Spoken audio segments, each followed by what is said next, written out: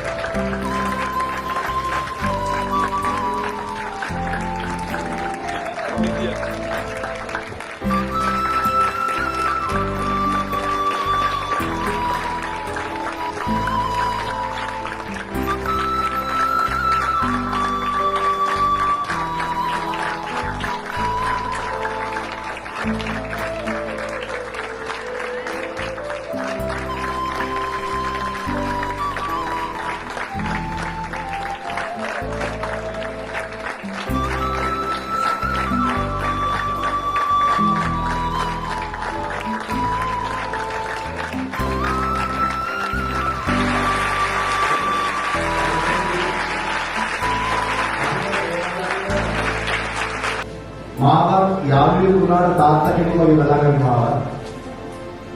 ඒකේ මහා අනුකම්පාවෙන් අයිය ඒ ගෞරවයේ සාපෝන් ජයසස්සර යනකොට නිහඬව ඒ මනුස්සයා මාවත් ආරක්ෂා කරන මගේ ළමයි ටිකත් ආරක්ෂා කරන අද මගේ දවසේ මම ළමයි බෝඩේ යන්න දෙන්නවා.